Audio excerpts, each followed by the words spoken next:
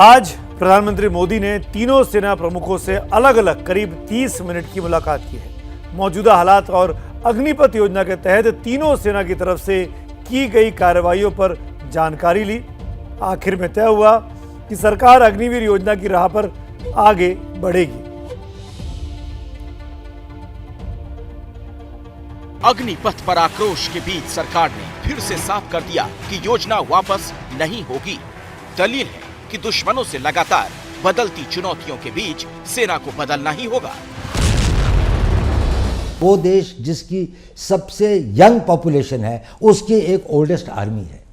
जहां पर 2030 के अंदर में 50% लोग 25 साल से कम उम्र के होंगे, उसी देश के अंदर में जो सेना की एवरेज एज है वो दुनिया की सबसे अधिक एजेड आर्मीज में से है। तो हमें उसको ठीक करना था। डोभाल के ऐसे ही दावों और दलीलों पर ओवैसी ने सवाल भरे कई ट्वीट किए।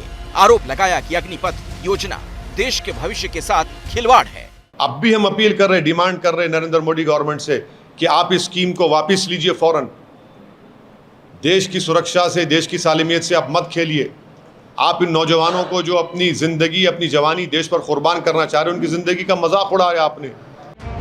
इस विवाद के बीच खबर यह भी आई कि अग्निपथ योजना को सरकार पायलट प्रोजेक्ट के तौर पर लाई है। नतीजों के हिसाब से 4 से 5 साल बदलाव भी किया जा सकता है। इस पर भी सेना ने सफाई दी। मैं आपको बताता हूं आज भारत के अंदर कितने लोग भर्ती हो रहे थे। हम भर्ती करते हैं अपनी जरूरत के हिसाब से। 1 नंबर 2 जो इस स्कीम के अंदर प्रावधान करा गया है, अगले 5 साल में हम 40 से 50 हजार लोग ले रहे हैं। उसके बाद ये नंबर्स 90 से 1.25 लाख जाएंगे। ओके। अग्निपथ योजना के तहत रिक्रूटमेंट का नोटिस आ चुका है।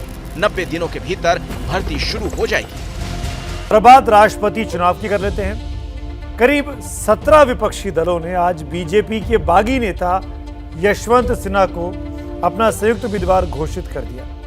एनडीए में मंथन का दौर चालू हो चुका है। बीजेपी मुख्यालय में इस वक्त पिछले करीब 1 घंटे से बैठक चल रही है, जिसमें बीजेपी के तमाम बड़े नेता मौजूद हैं। खुद प्रधानमंत्री वहां मौजूद हैं। पार्टी अध्यक्ष जेपी नड्डा, गृह मंत्री अमित शाह इस बैठक का हिस्सा हैं। रक्षा मंत्री राजनाथ सिंह और परिवहन मंत्री नितिन गडकरी, जो कि बीजेपी के पूर्व अध्यक्ष भी हैं, ये लोग भी बैठक में शामिल हैं। बीजेपी पार्लियामेंट्री बोर्ड की बैठक चल रही है।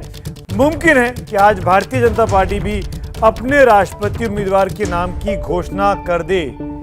आज एक महत्वपूर्ण डेवलपमेंट दिन में हुआ है। आज अमित शाह और जेपी नड्डा अचानक उपराष्ट्रपति वेंकैया नायडू से मिलने उनके घर एक साथ पहुंचे। ये मैं इसलिए आपको बता रहा हूं कि वेंकैया नायडू आज दौरे पर थे, दिल्ली में नहीं थे। उनको अचानक दिल्ली बुलाया गया है और उनके दिल्ली आने के बाद दोनों वरिष्ठ नेताओं ने उनके घर जाकर उनसे मुलाकात की है। इसीलिए ये चर्चा है कि वेंकैया नायडू ही बीजेपी के राष्ट्रपति पद के उम्मीदवार हो सकते हैं। इस पूरी सियासी उठापटक के बीच नजरें बिहार के मुख्यमंत्री नीतीश कुमार पर गड़ी हैं। क्यों गड़ी हैं उसका एक हिंट आपको देता हूं। वो ये कि जब आज यशवंत सिन्हा के नाम की घोषणा की गई विपक्षी दलों के द्वारा यूनानिमसली एक राय से, उसके बाद जेडीयू की जो प्रतिक्रिया आई है वो बहुत दिलचस्प है। जेडीयू ने यशवंत सिन्हा के खिलाफ कुछ नहीं कहा। जेडीयू ने ये नहीं कहा कि वो बीजेपी के साथ है। जेडीयू ने कहा इस पूरे मामले पर कि अभी हमने अपना फैसला नहीं किया है कि हमको राष्ट्रपति चुनाव में क्या करना है।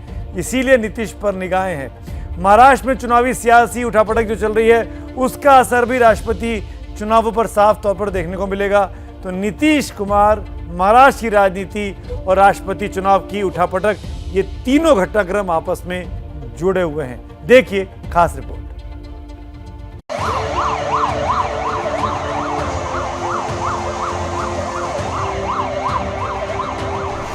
राष्ट्रपति उम्मीदवार की तलाश में बीजेपी अध्यक्ष जेपी नड्डा और गृह मंत्री अमित शाह दिन भर चक्कर काटते रहे।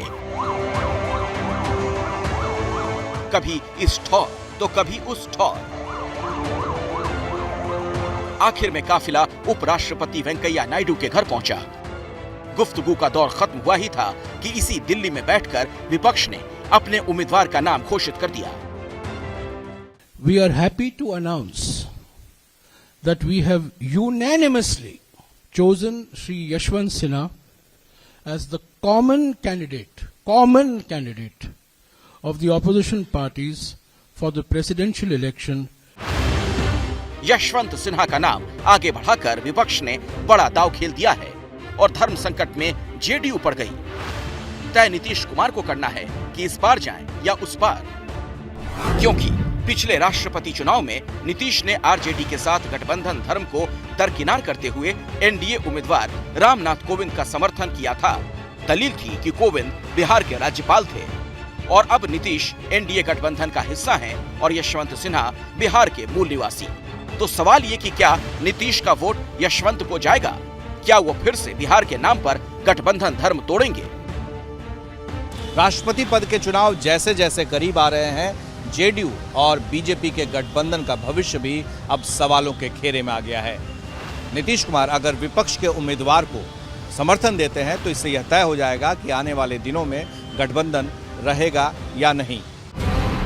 लेकिन इस राष्ट्रपति चुनाव में एक नहीं कई पेच हैं, क्योंकि दिल्ली में जिन शरद पवार के घर बैठकर विपक्ष ने यशवंत सिन्हा के नाम का ऐलान किया, महाराष्ट्र सरकार में उन्हीं पवार के साथी उद्धव के घर में बगावत की दरार पड़ गई और पवार इसे शिवसेना का अंदरूनी मामला बताकर साइड हो गए। साथ देने का भरोसा तो दिया, लेकिन कब तक ये नहीं बताया। ये पिछले 2-2.5 साल में दिस इज थर्ड इंसिडेंट। इससे पहले 2 हुए थे। कुछ बदलाव करना या किसी को वहाँ मौका देना, वो उनका इंटरनल इशू है, जो शिवसेना की लीडरशिप इस पर जो कुछ तय करेंगे इसके साथ हम रहेंगे। मगर मुझे पूरा विश्वास है कि उद्धव ठाकरे के नेतृत्व पर वहाँ जो गवर्नमेंट चलाई है, इसमें कोई बदलाव करने की आवश्यकता हमें व्यक्ति नहीं। हालांकि पवार को भी पता है कि ठाकरे की सत्ता की नाव डूबी तो उस पर सवार पवार भी डूबेंगे। महाराष्ट्र में शिंदे की वजह से जो सियासी सुनामी आई, उसे रोका नहीं गया तो उद्धव ही नहीं, पवार के हाथ से भी सत्ता जाएगी और इसका असर राष्ट्रपति चुनाव पर भी दिखेगा। राष्ट्रपति चुनाव में एनडीए बहुमत के आंकड़े से 12,492 वोट कम दिख रही है। अगर नीतीश के 22,485 वोट और कम हो जाए तो एनडीए बहुमत से 34,977 वोट पीछे हो जाएगी। लेकिन एनडीए इस नुकसान की थोड़ी भरपाई महाराष्ट्र से कर सकती है, जहां एक वोट की वैल्यू 175 है। मौजूदा सभी 34 विधायकों को मिलाकर एनडीए को 5,950 वोट मिल सकते हैं। वाईएसआर कांग्रेस और बीजेडी के साथ आने पर एनडीए की जीत पक्की है। शरद पवार ये गुणा भाग पहले से ही करके बैठे होंगे और महाराष्ट्र के उथल पुथल पर उनकी बेफिक्री बता रही है कि उनके पास पहले से प्लान मौजूद है। उम्मीद है कि आज ही एनडीए की तरफ से भी राष्ट्रपति पद का उम्मीदवार तय हो जाएगा। विपक्ष अपना उम्मीदवार तय कर चुका है।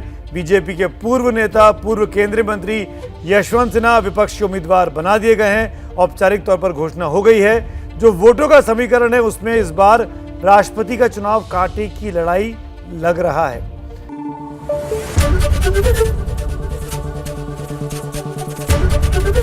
एबीपी न्यूज आपको रखे आगे।